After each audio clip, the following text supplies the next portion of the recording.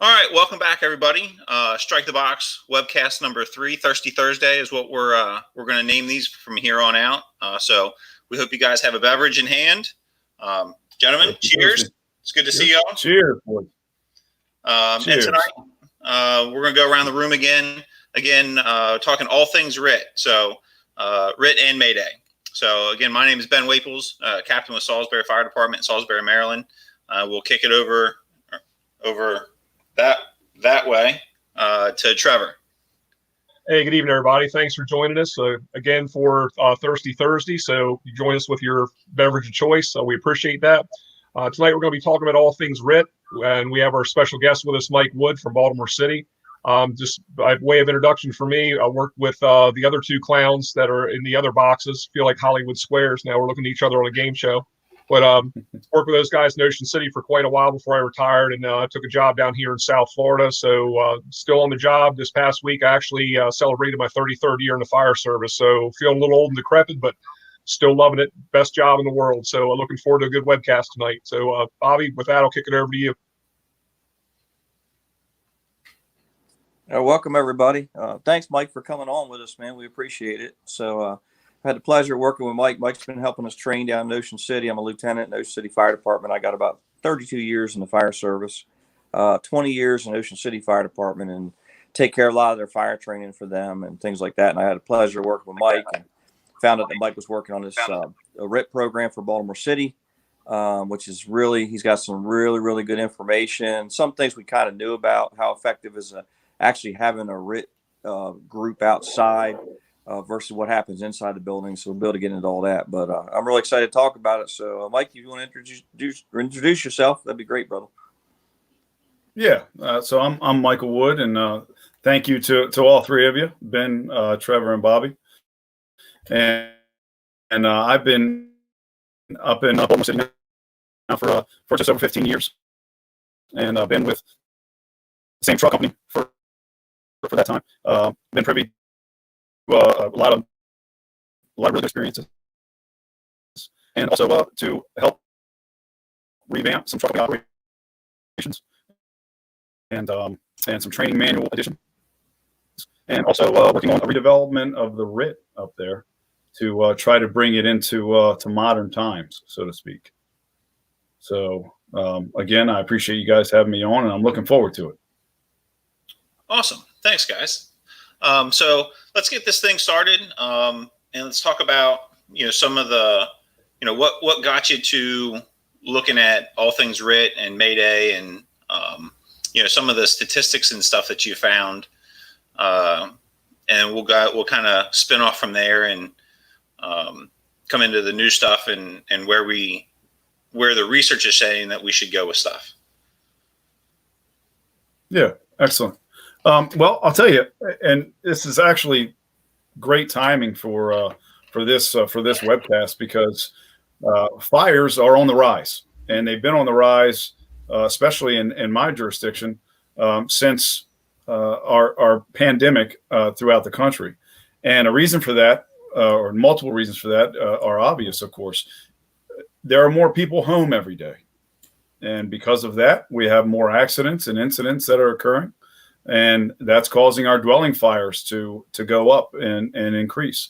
Another thing that I think we're going to start seeing, and of course, I shouldn't say think, we've already started seeing it in certain areas, is your small businesses, your mom and pop businesses. And we've seen this in the past, of course, but they are having some issues, and you're going to start seeing some fires.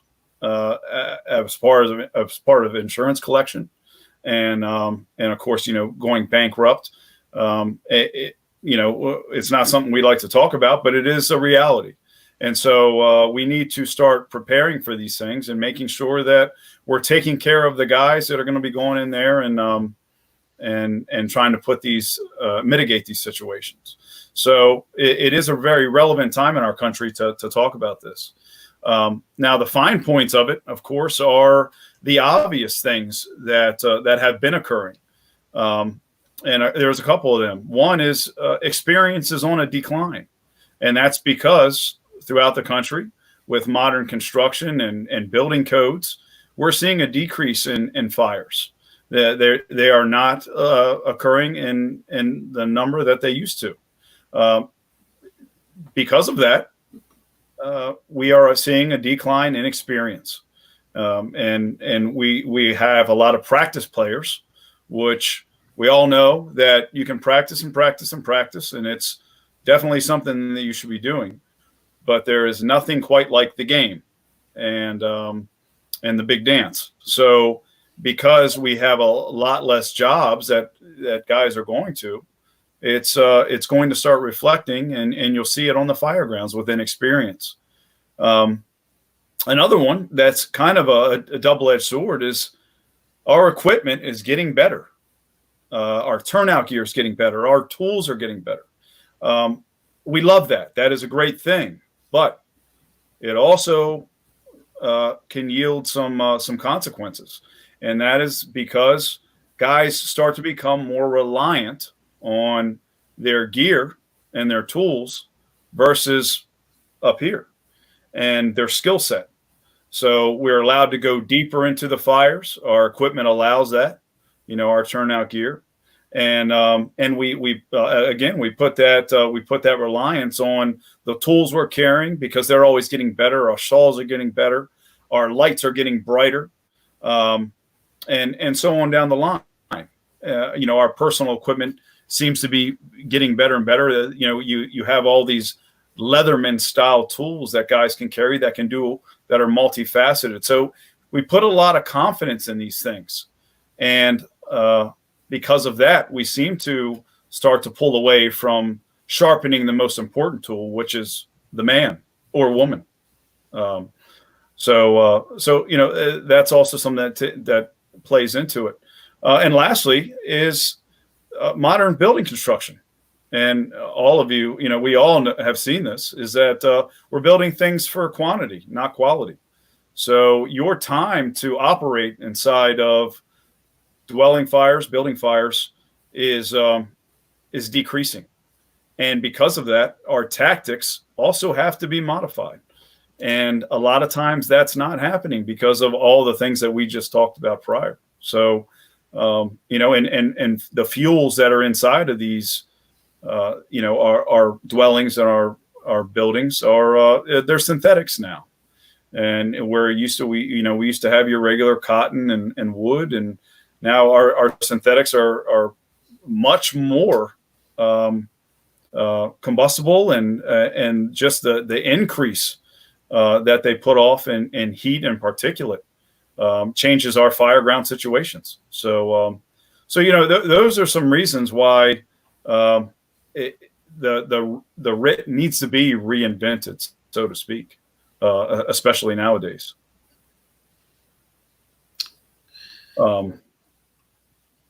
Anybody want to add anything to any of those, or? Yeah, I mean, Mike, I know we talked about this in training in Ocean City with you, and I think it's good to know, to let other people know. One of the parts of your Mayday stats that you went through was there's particular age groups and particular times of service, and particular times where we have more Maydays. So not only recognize, and there's also if you could just talk about that, we'll talk about some other things like effectiveness of RIT crews per se. But right now, can you just talk a little bit about what the ages are, where the guys and girls are getting in trouble, and their time in service? And then I think Trevor and Ben, I want you guys. What we did before was thought, well, why is that? Why would that be?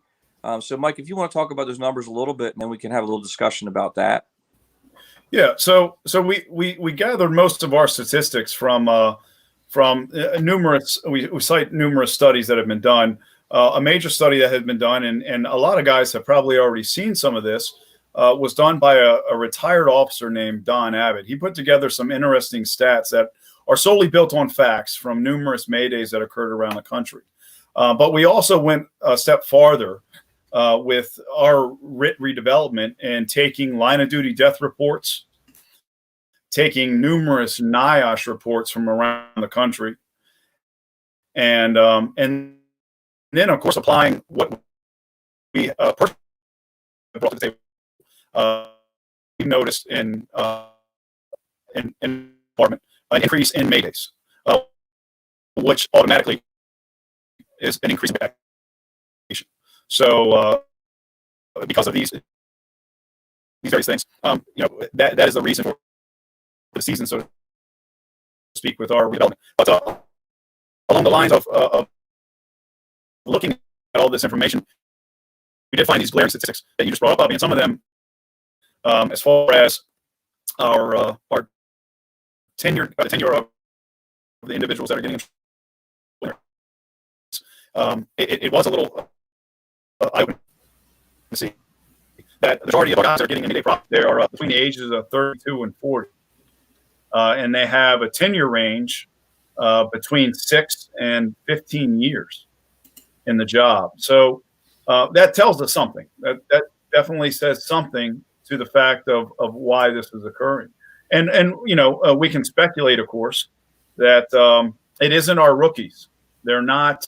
Our rookies are still a little withdrawn and a little cautious of what they're going into. And it isn't our guys that are ready to retire yet. They are also a little reserved and have that old bull mentality, as we call it up in Baltimore, the young bull versus the old bull. So the guys that are getting in trouble are younger, so to speak. They have that period of time in the job that affords them a certain confidence and a certain experience level where they think that they've seen enough to be able to push a little bit farther. They have enough time in, and they are at that age where they still have a high confidence level in their physical abilities because they are a little bit younger. Whereas as you get older, you start to realize that these things get taken away from you, those physical attributes. So you have to find a smarter, not harder tactic. Whereas these 32 to 40, which, I just went out of that range. So hopefully that affords me longevity. But, those guys still believe that they can push their bodies and that hopefully nothing negative is going to befall them. So those are some glaring statistics for sure. Yeah, Trevor, we talked about it kind of a lot when we were doing training up here with Mike. But we obviously have to speculate why those numbers are there. But I think Mike kind of sums up what our conversations were about. The time and experience, the confidence, where the guys were just getting to that point where they felt really comfortable inside of these buildings and were willing to take more risks and trusted their bodies to get deeper into structure, coupled with what Mike talked about, the turnout gear. So, Trevor, what do you think about that information about those ages and those tenure? What's your thoughts about all that? I think what Mike's saying rings true in a lot of ways, and not that every single Mayday that we have focuses on that age range or that experience level, but we have to kind of look at it globally also. It seems to me that we always look for the why behind something. Why is something happening? And when we look at some of the Maydays happening on the fire ground, especially in the first few critical minutes when the first or second arriving companies are going to work, it's not typically when we have a RIT team that's established, set up, and we have the people ready to go who are 90% geared up, and all they have to do is click in the regulator and go get the down firefighter. Some of the things that we look at, I think, also is our mindset towards RIT. One of the things that's always kind of been a little bit of a consternation for me is the checkbox command. And yes, it's important to have memory joggers, tactical worksheet, so forth and so on. But we've had that tendency to look over and say, hey, I got to fill this RIT assignment. So we'll take the guy over here, the lady from the bus stop bench, and whoever else we can get to fill that RIT team so we can check that box off. Not realizing that RIT's probably one of the most important jobs on the fire ground we can do. But a lot of times firefighters get in that mindset that RIT is going to be that boring assignment, almost like being on a Ready 5 on an aircraft carrier, for your terms, Bobby, is that you might sit there for 2 hours getting ready to launch. But when you have to launch, you have to be in the fight within 30 seconds. So a lot of firefighters will literally sit there and wring the handle off of an axe sitting in a RIT. And as soon as a chief officer comes by, or instant commander rather, comes by and they're short on a task management, they'll say, hey, I need somebody to go throw a ladder. And when that firefighter goes to throw a ladder, they have the operational discipline to actually come back to that RIT area and sit there and wait again. Typically, it's like, woohoo, I've been called up. You're not going to see that firefighter again in some less disciplined departments. So I think part of it, yes, could be based on an experience level, but it's also that we don't emphasize enough that we're responsible for our own RIT. And I don't like to split hairs, and every so many years people repackage these things. But I really liked some years ago the IRIC concept, which was the initial rapid intervention crew, which was, okay, RIT's not been established. We don't have that team. And a lot of volunteer-based departments, some of your more active people are usually on that first or second piece arriving. So who's your RIT going to be? Is it the next department over that you're waiting 10, 12, 20 minutes for them to arrive potentially, just to fill that task or check that box on the tactical worksheet? So looking at the statistics, I also look at how we switch from operational modes. In the very beginning of the fire incident, that's when we have a lot of problems. But also when we start getting later on in the incident, when we switch from, we've either gone from an interior to a defensive, or we've gone from the fire's darkened down, we've got a knock on it, we called it under control, we've gone to overhaul. We let those defenses down versus doing a continual size up on the fire ground. And what's so important for that is not only the company level officers, but each and every member of that crew looking for things, looking for changes in the building, thinking about how much water they're applying in there, especially if we've gone to a defensive operation and have a more of a collapse potential at that point. So I think there's really a variety of issues that come into play, but we just fail to consider them consistently throughout the fire, because once again that we get that fire darkened down and we get a good report from the inside that maybe the primary and secondaries are negative, or we've taken victims out of the building, at that point it seems like we really let that guard down and don't pay as much of attention as we should to the potential for changing conditions inside the structure. Cool. Hey, Ben, you're the youngest of the group. Yeah. So, we as we talk about this, I'm obviously not the youngest one of the group. What are your thoughts about just this information about the ages and the time in service? I mean, what do you see in Salisbury, Maryland, with your guys as they get to those ages and tenures? Yeah, I mean, that's Mike said he was just on the way out of that age range. I'm just coming into it. I'm fortunate where I'm on kind of the backside of the years of experience, but still, like I'm in that age range for another 7 years. And it's one of those things that you look at that, you're like, holy cow, like what, like that's something, like looking at these statistics, that's something that you as a firefighter, you as someone in the fire service, like you need to look in the mirror and say, when the shit hits the fan for me, am I ready for that? What is my game plan? What am I going to do? Am I practicing, calling a Mayday when I've got stuff on top of me? I'll never forget when I was first hired part-time in Ocean City, and we go down and we do our training, and I don't even remember who it was, but we throw the snow fence on top, then the plywood on top, and someone jumps on top of you. And for the first time having that done, like it took a second. I was like, holy shit, like here I am pressed against the floor. Now what do I do? And obviously, like, it's a training scenario. You have time to think, get your wits about you, call your Mayday, and you even have somebody that's there talking to you. All right, what's next? What are you going to do now? And walk you through that situation.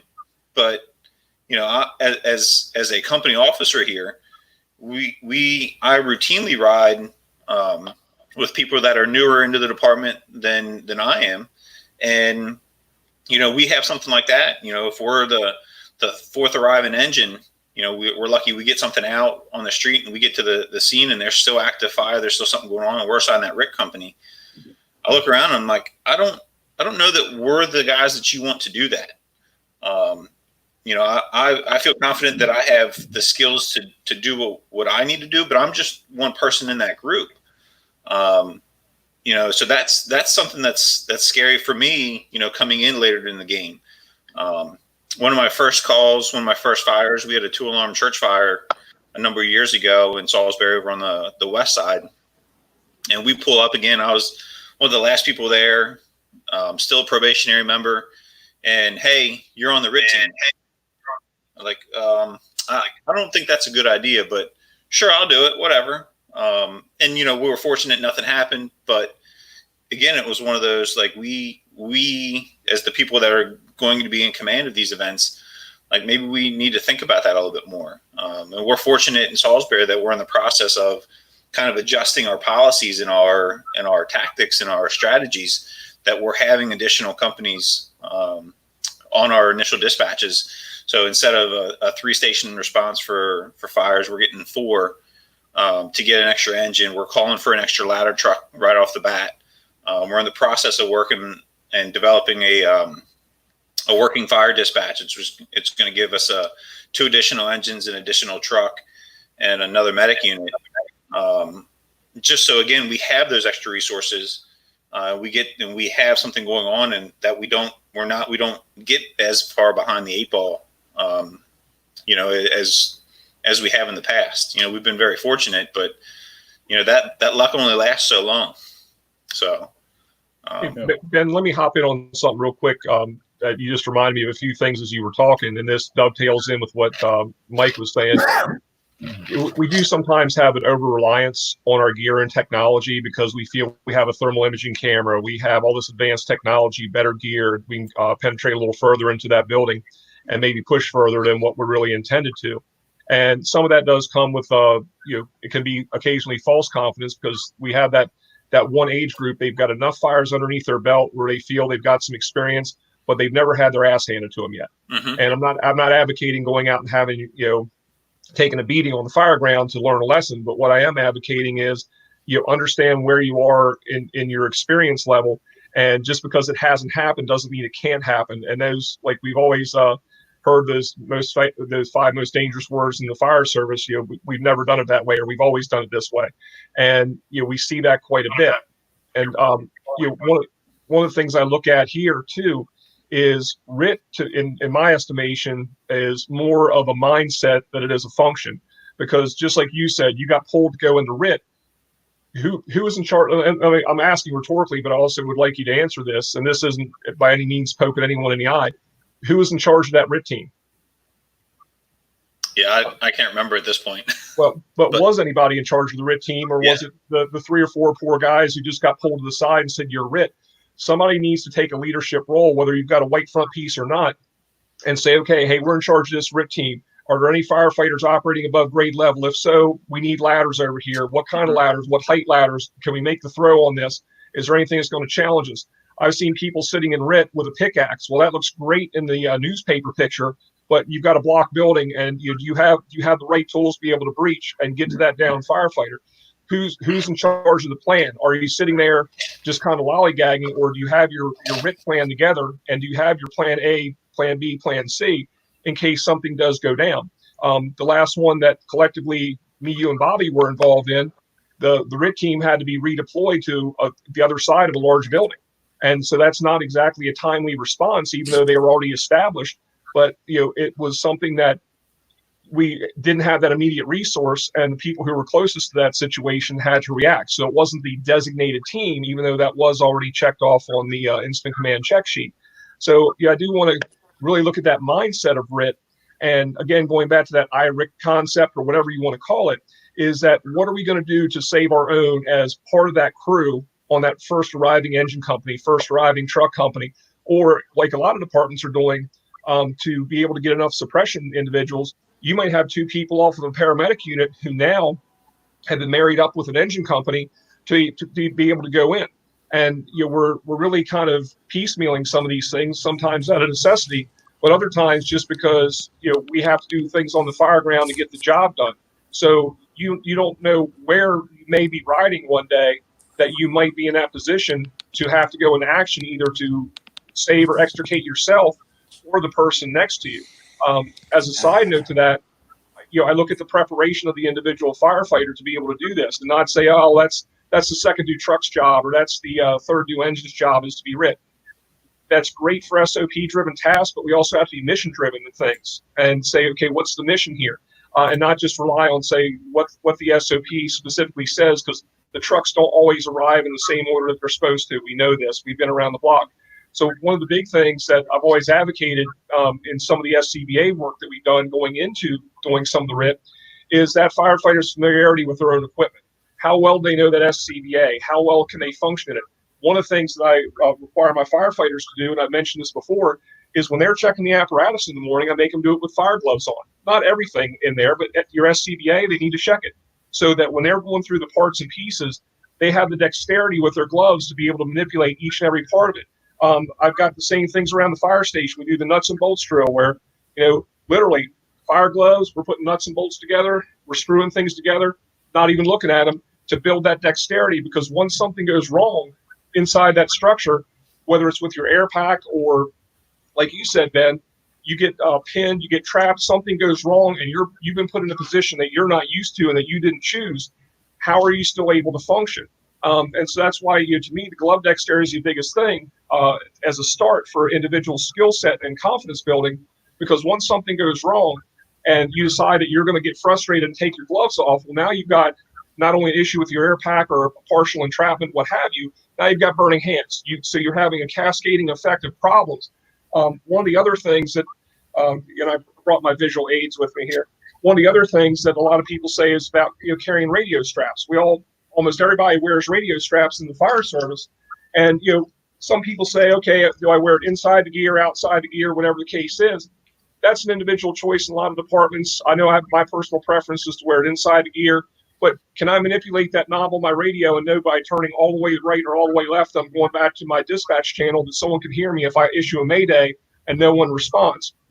But the other thing, and this is just maybe I have spare time on my hands, and Mike, I'm going to get you to elaborate on the story of the old bull and the young bull later on for those who've never heard it. But one of the things is being able to find your gear. For those who have been in the scuba diving world, you remember the golden triangle, anything essentially between your neck, your nipple line, and straight across. If you didn't have your secondary air or cutting source to disentangle yourself or spare air, you're kind of screwed in case something got entangled. You couldn't reach it.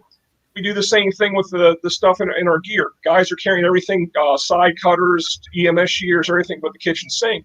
Can they get to them? Can they deploy their webbing, or is it in a daisy chain? I can't pull a daisy chain out on the right end to save myself. So do we have things that we can ambidextrously get on both sides?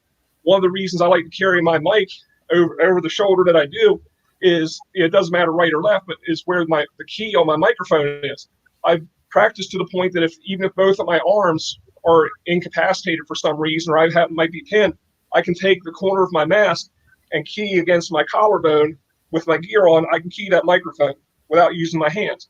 I can be on David Letterman on Stupid Human Tricks next week, but I only think that show's still on to show my age. But anyway, point being is that looking at different ways that if you get in trouble, do you have that secondary resource? Do you have that continuum of survival?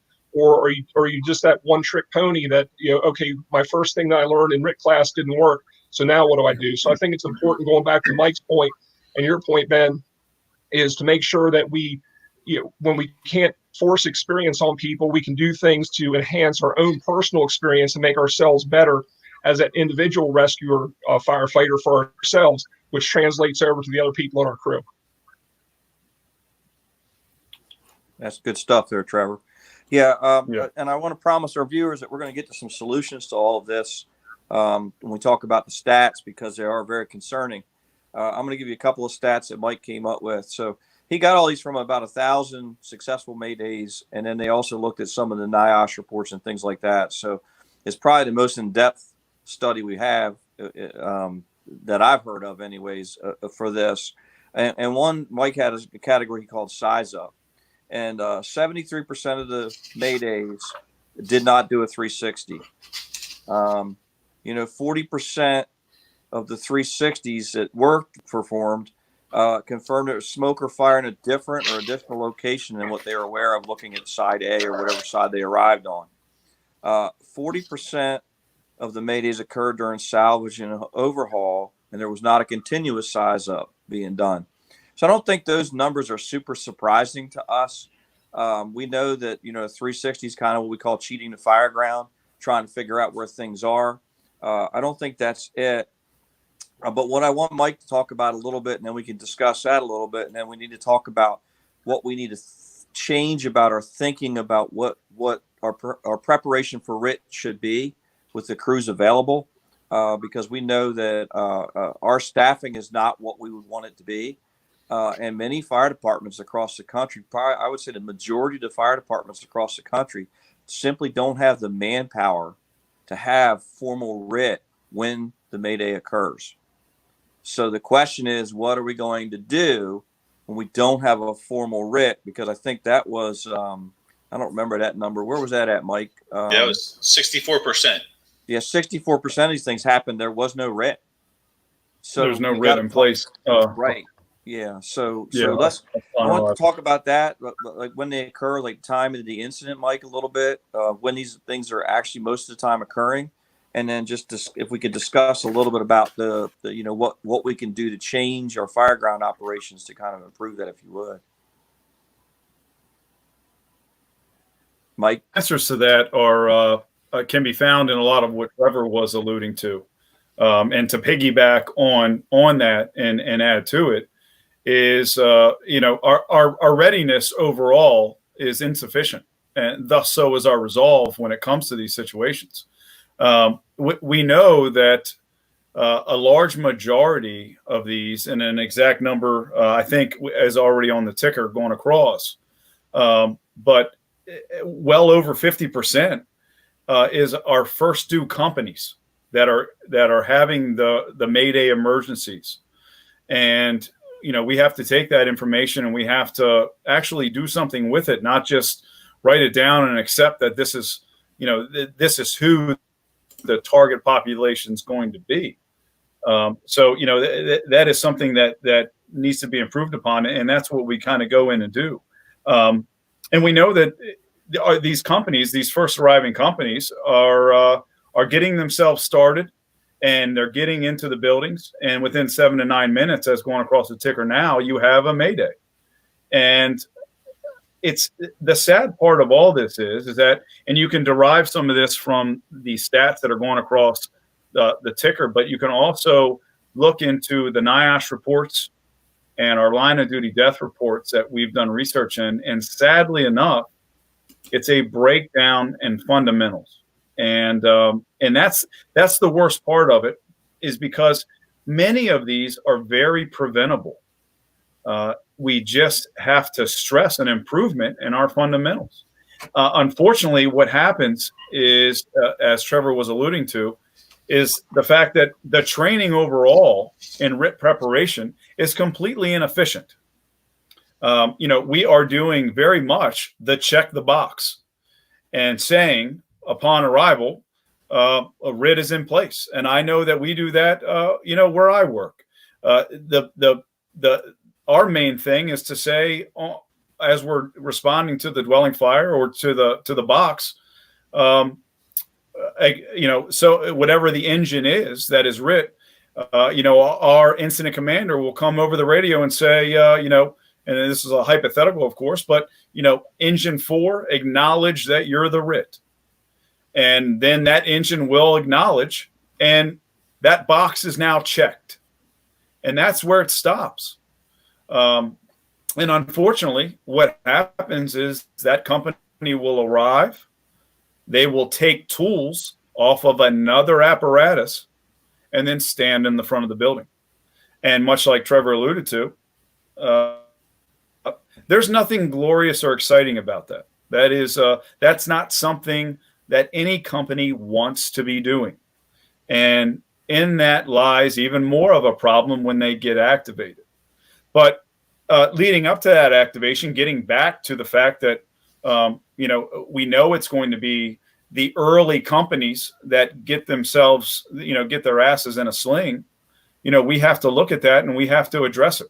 And of course, that needs to change in our training. I know that when we go out and do our RIT training and our Mayday training, we do probably the same drills that you guys do. We'll do the Nance drill, the Denver drill. We'll do entanglement and wall breaching. We'll go through a maze. These are all very good drills, and I'm not discounting them at all. They're very good at team building, and they're very good at confidence building. I've never crawled through a maze in a dwelling fire, but I can see that the confidence building aspect of it is important. But we could also tailor a lot of these trainings to be steeped in realism. And much like you saw with Trevor's props, the gloves. You can go online at any moment and look up RIT training. And I promise you, you're going to find a bunch of guys doing something in bright daylight in full PPE with complete clarity. Some guys are going to be wearing rescue gloves. There's going to be ropes everywhere and chainsaws and all of these things. And I can tell you that that is not anywhere close to the target of what really occurs. And I say that with confidence because I've been involved in numerous Maydays. And that is not what happens. So if we're training like that, then we're doing ourselves a disservice. And we're doing these guys between those ages of 32 and 40, the ones that are going in to try to mitigate the problem, we're doing them an injustice because they are the backbone of our fire departments. They are the guys that are willing to put their asses on the line. So more than the pipes and drums and the ride on the back of an engine when one of these guys fall, we should be doing things to prevent them from falling. And that comes to the training. And then it also comes to the redevelopment of our RIT as it stands. So, Ben's put across the ticker some of the pillars of RIT, of rebuilding of RIT. And it starts with this, and I'm sure we're all in agreement. Firefighting is an environmental emergency. And I say that because, not just because of what's going on around us, but it's based upon our jurisdiction. What we do in Baltimore City is not what Ocean City does. It's not what Phoenix, Arizona does. And I'm sure it's not what Palm Beach does. It is tailored to our jurisdiction. And along the lines of that are, of course, those 6 pillars: building construction, types of occupancies, manpower complements, the tools and equipment that we're using, the types of apparatus we're using. And then, of course, most importantly, our tactics, which are usually defined by, our department's SOGs or SOPs, whatever you're using. All of the things that we do in this job should have some type of stipulation or rule attached to them, be it an SOG or SOP. An example would be our running assignments. In Baltimore, we put 5 engines and 2 trucks on when a box is struck. Now, that is tailored to Baltimore City, much like every other jurisdiction has a tailored running assignment. Sadly enough, what doesn't seem to be tailored or customized is RIT. That is just a check in the box, as Trevor referred to it. It is an engine or a truck that is assigned that label. Henceforth, a group of guys that don't want to be standing around. Some of them might want to actually be involved. And because of it, we're not getting the best possible outcome that we could have. So much like all these other things that we're doing on our departments, RIT has to be customized. It has to be tailored specifically to our departments, based upon, of course, we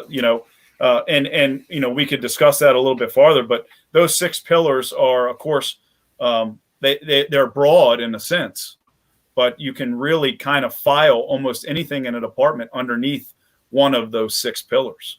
And that's kind of what our reinvention, as we call it up in Baltimore, the reinvention of the RIT is going to be based upon is those 6 pillars. So, we can get into some examples of it, and I do have some examples of it. based upon the stats that we've collected, and of course our NIOSH reports and line of duty deaths. But when we talk about customizing these things for our departments, it has to be customized to suit that department specifically. We're not worried about what other departments are doing. We want to take their good points and add on to them, but we can't. I think we find ourselves in this job getting caught in that mindset of, well, this major department does it, so should we. And I know I hear that a lot with up there in Baltimore. We'll hear, well, Detroit does this, and they're similar in size, or FDNY does this. But the truth of the matter is that we are completely different. Our tactics are different. Our manpower is different. We ride 4 men to an apparatus. In New York, they have 6 on certain apparatus. So just by the nature of the beast, everything changes. It can't be the same. It has to be, the data needs to be collected, and the good points have to be taken away, and the bad points have to be tossed in the trash. And we have to upgrade it. But when we're tailoring it to our specific areas, it has to also be based upon incidents that occur in your area. It can't just be a broad thing that's nationwide. It has to be things that are happening locally to you, because that's where we're customizing our RIT force. If your dwellings are certain dwellings, then your RIT needs to be applicable to that. It can't just be something that FD&Y does. Your equipment, your tools that we're using for these Mayday situations, and that we are handing to our guys that are RIT, they need to be something that is universal in your department. It can't just be, well, I saw this on the internet, so we're going to try it. We're going to let our RIT guys have it, and that's it. And we have to realize that, again, coming back to the facts, is that RIT many times are not even involved in clearing these Mayday events. So, and that comes to the next step, which is, how do we reinvent this to make it work on our fire grounds? And I can give you the example of what we do up there. But before I do that, well, let's round robin it and see what we can add. So, what we've already been talking about. Well, thanks, Mike. I mean, I'll cover real quick.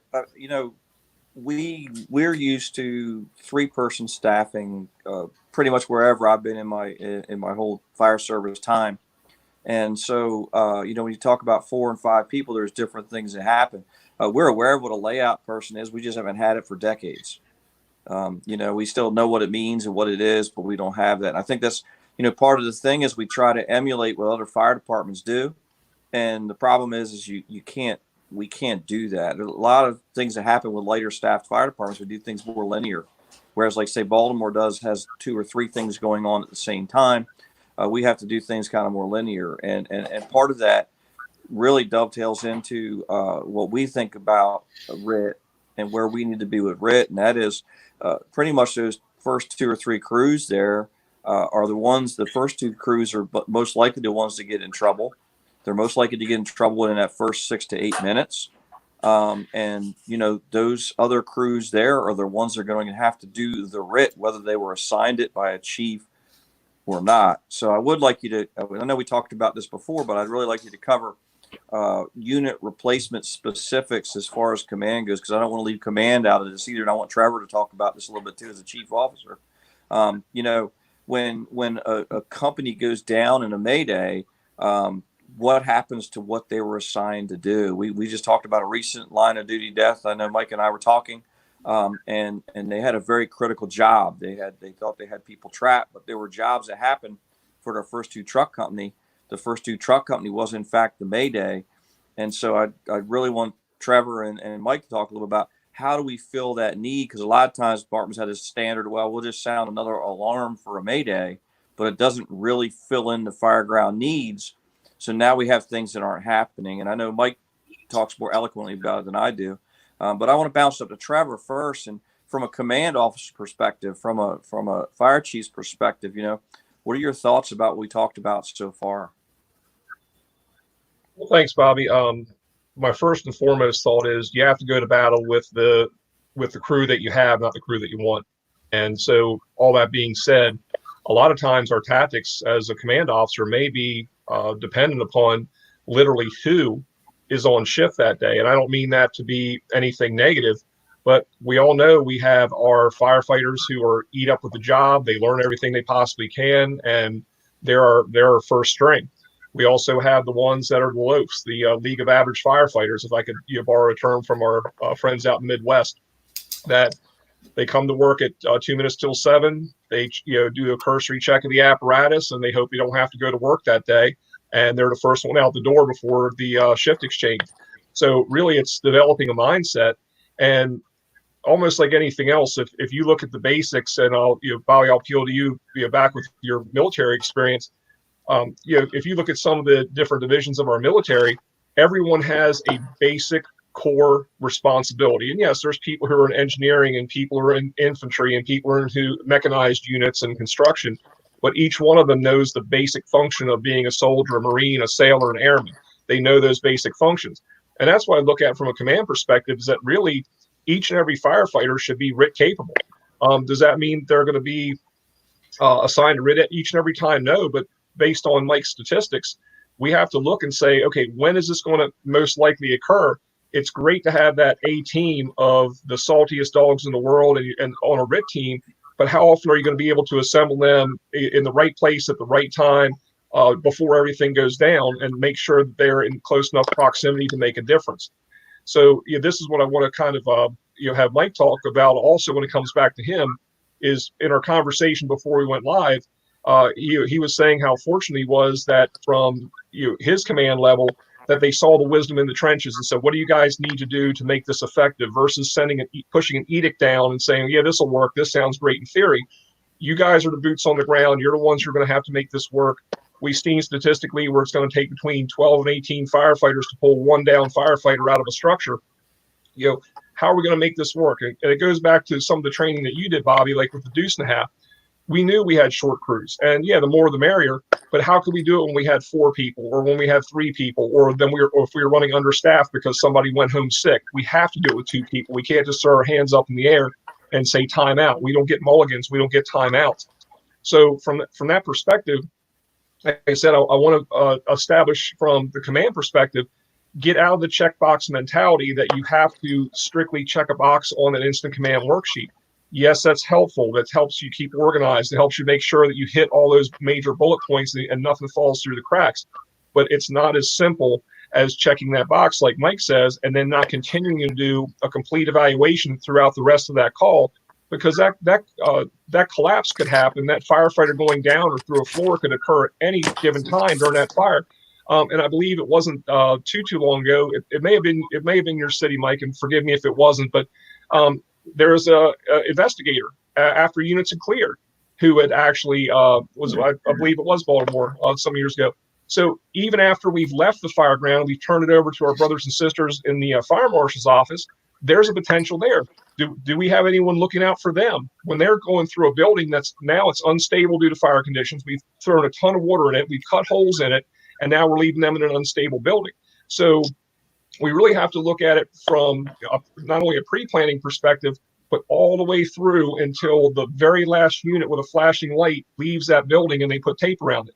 So I think from an instant command perspective, we really have to look at this more holistically and develop a RIT that's going to serve the needs of each and every segment of that fireground operation, from, again, pre-arrival to post-incident investigation. Yeah, Mike, you want to talk a little bit about? Can you just talk a little bit about what we're talking about building duties? And Trevor, that incident was in Baltimore City. That I was actually on that fire that night, and sent back around 8 o'clock that morning, along with the engine company out of my firehouse, and our crew and the engine crew are the ones that ended up finding him. He was a safety officer. He was a lieutenant. And that's an example of a problem with continuous assessing and continuous accountability. And that's a good example of a very unfortunate situation that, we probably could have found ways to rectify that prior to it happening, of course.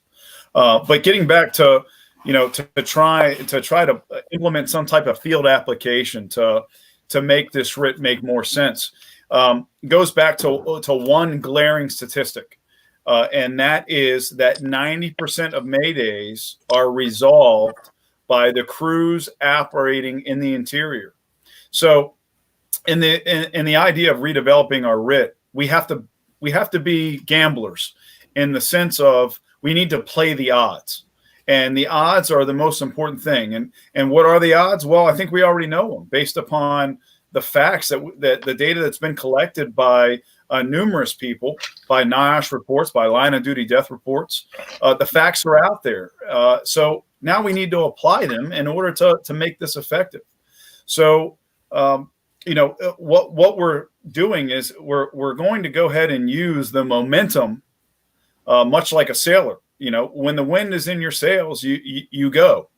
And what I mean by that is we're going to use the guys that are already inside to farther whatever emergency occurs and to mitigate it. So the push that's occurring up in my department and the group of us that is trying to get it to actually come to fruition, the idea is taken from a couple other departments, and then what we've done is we've tweaked it, customized it to try to make it effective for ours. So the example is this. When a box is struck, we get 2 trucks and 5 engines. Now, each of those companies has a specific assignment. One of the engines is RIT. Now, upon their arrival, they will report to the front of the building, and subsequently they will grab equipment off of the very first truck company that arrived, assuming that truck company is in the front of the building. So already we're kicking this game off, and we have 4 engine guys that are grabbing truck equipment.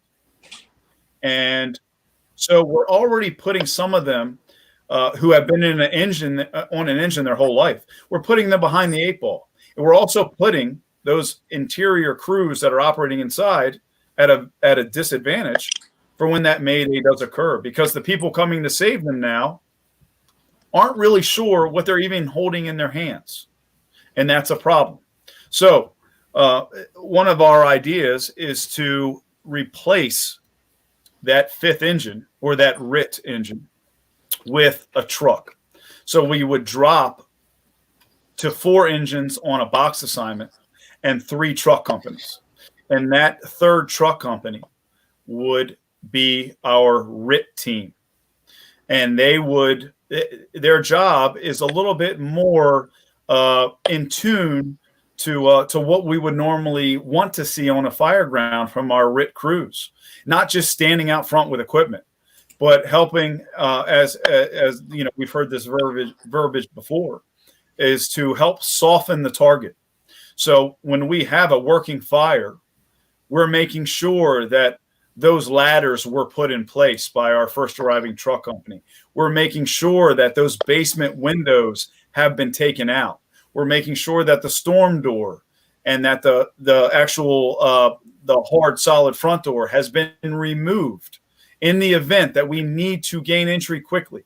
If there's bars on the window or any type of security devices that are in our way on windows or anything like that, we are removing them so that we have access or a very quick point of egress from these buildings.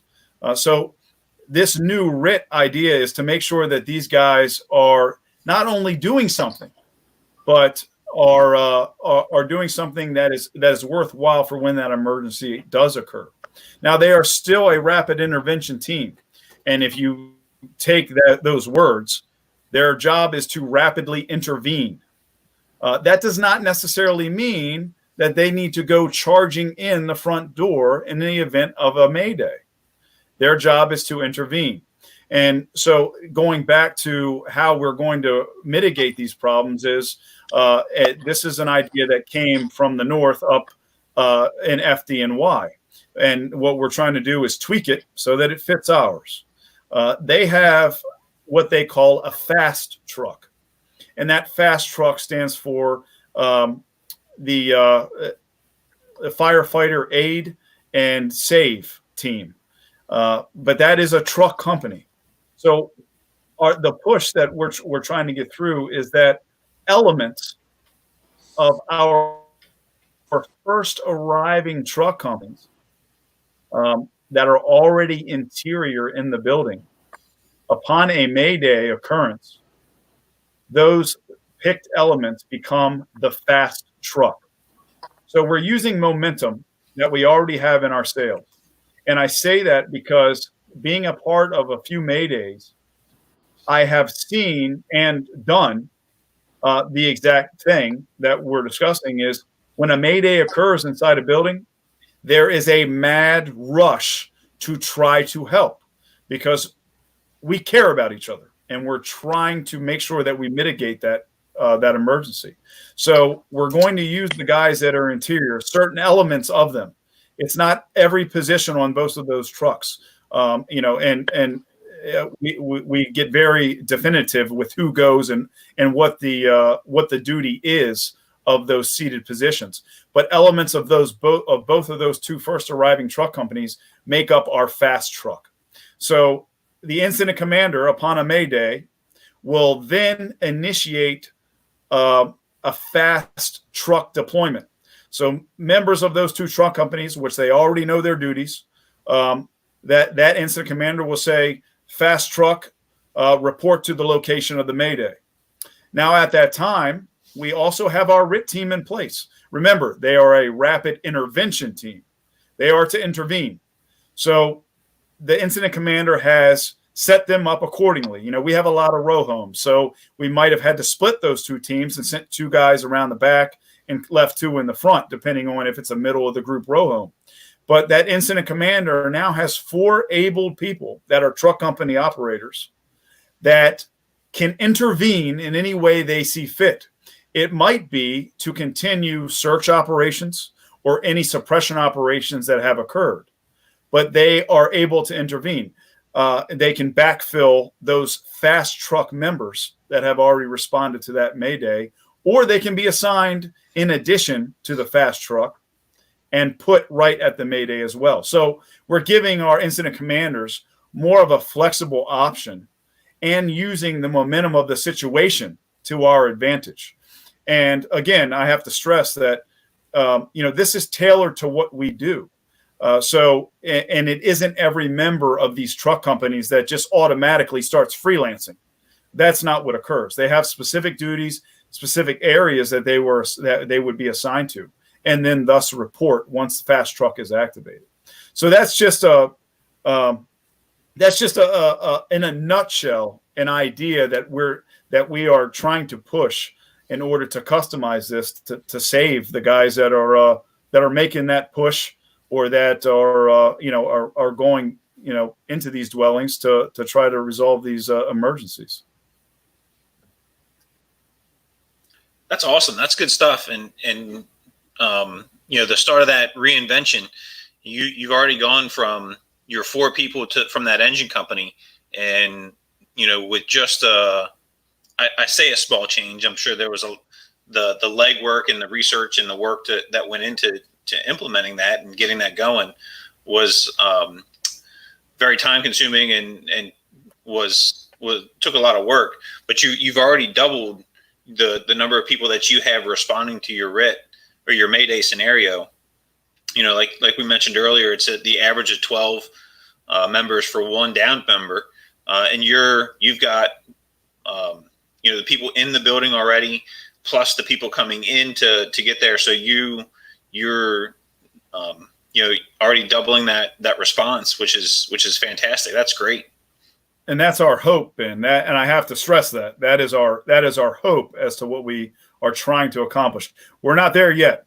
But this is what the idea is being pushed. So I would hope within the next year that we will see some form of this take place. Yeah, awesome. Well, hey guys, we're at an hour now, and I feel like we could probably go on for another couple hours, because again, this is all great stuff, and the just kind of barely touched and commented on the reinvention of the RIT and a lot of the information going into that. So maybe this is one of those things that we'll do a part 1 tonight and part 2 in the coming weeks, which would be, at least I think, you guys tell me, I think that would be awesome to see. But let's kick it around the room again here, and we'll kind of wrap up with our closing thoughts. So Trevor, you want to go next? Yeah, sure. Thanks, Ben. And Mike, just want to thank you for not only being on tonight, but also for the efforts and the research you're doing to help us get a better concept of RIT and make it better for our brothers and sisters. You touched on a little bit before that operational discipline is so important. Can we always maintain it? No, because we're, like you said, we're there to take care of the lives of our brothers and sisters and the lives of the people in that building, and it's tough. But we got to maintain that hose line between the down member or members and where that fire is. So we can't have everyone just abandoned to go help their brothers and sisters. And that operational focus is so important. And I kind of compare the overall summary of how we look at RIT. Like I said before, in my mind, it's just as much of a concept as it is an operation or a mindset. And I'll look at it almost like we do vehicle stabilization during auto extrication. We stabilize the vehicle, but as we start to change parts and pieces and move things around and bend this and push that, and we have to constantly restabilize that vehicle, or we're going to have a problem. And that's why I look at the fire ground is by having that mindset, we're constantly trying to restabilize the fire ground for our members that are on the inside. So Ben, I agree. We can discuss this probably in some more segments, and as Mike's research yields some more data, and as he gets some more definitive things down as far as how they're implementing this, and we can digest that and figure out how to make that applicable to different size departments, I think that'll be great. But I want to thank you all for being here tonight. Not only all our panelists, but anybody who's tuning in now or looking later. We enjoy doing this, and we can't do it without you guys tuning in. So thanks for supporting the training and joining us for Thirsty Thursday. Mike, you want to go next? Yeah. First, I want to say thank you to the three of you. It's been a real pleasure to be here, and I want to thank the viewers too. And I agree. I think that this is something that we could definitely come back to. There's a lot more information. We just how much time do we have? But we there is a lot more information that we built upon this. This is kind of a snapshot into it. And we could go on for another couple hours about it. But one of the things I think that would be very beneficial is, as a second part, would be to discuss the different ideas and how to improve our RIT training and our Mayday training. And we've also combed over a bunch of that up in Baltimore to try to see how we can just improve, each of these companies and all of our crews to be better prepared for when this does occur, along with the reinventing of the RIT. So there's definitely much more to discuss on it. But thank you guys again, and it's been incredible being here. I really appreciate it. Awesome. Thanks, Mike. Bobby? Yeah, thanks, Mike, for coming out and talking with us, brother. We appreciate it. Thanks, everybody, for watching. Me personally, I've been involved in only three Maydays. Once I was not involved in it at all. Once I was the Mayday, and once I was a crew leader for the crew mitigating the Mayday. And although all three of those ended up well as could be expected, what I learned from those was how little I knew. I know exactly how confused I was. I knew exactly, it's funny, you realize your shortcomings in the most horrible moments in your life, and I realized a lot of my shortcomings. So though they were successful, all of them were, they taught me that there's so much for me to know. And the last thing I want to say is, I say it every single time we do this, Mike talked about it earlier. Trevor talked about it with his gloves. What can you do right now? What you can do right now is practice the basics. Don't have a Mayday occur because your lines tangle because you're not practicing pulling your lines. Don't have a Mayday because you're not comfortable doing search and rescue in zero visibility without maintaining your orientation. Work on those basics. Those basics will see you home most of the time, and then we'll just layer and add some other really nice RIT stuff on. And the last thing, my last closing thought is, one thing is, after I went through some of those experiences, I started training in RIT, and I found that, to be completely honest with you, RIT was way overcomplicated. The training that we were doing was way overcomplicated. It was very specific to specific line of duty deaths and things like that, but there were lots of things being thrown at you at the same time. I've learned as I'm getting older that have a way to mitigate something and find your best way and have it as your way, instead of having 13 different ways, because in that situation, you're just not going to be able to pull from a file drawer of 13 different ways to do something. So, do your basics, practice your basics. And as you add on to your basics, don't add a whole bunch of stuff to it. Add the most important stuff to it. And like Mike says, play the odds in your favor. And thanks again, Mike, for coming. Yep. So, thank you guys. I really appreciate it. Yeah. So, cheers everyone. So, thank you again, guys. It was awesome. Always a good night. Good time talking. I know I always take a lot away from these as the youngest of the group, and it's always good. I always go back after this and I'll take down a bunch of notes. You guys see me looking off to the side, taking notes of stuff. So I truly appreciate this, just being involved, and it's always great to learn from folks that had the experience and the years of service. So thank you guys, one, for me, and thank you guys for what you guys are doing for what we're doing here with this. For everybody out there watching, thanks you guys for joining us. We're going to try and do this every other week with our Thirsty Thursdays, depending on what we've got going on, and guests and topics that we have coming up.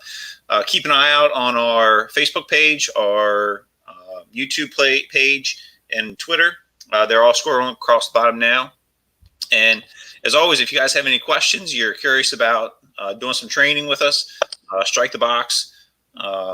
There's our email coming across now. So please reach out and let us know. Again, we love to come out and help with that kind of stuff. So reach out, let us know. We'd love to come work with you guys. So thank you again, everybody, for joining, and we'll see you next time. Have a good night and stay safe. See you, fellas.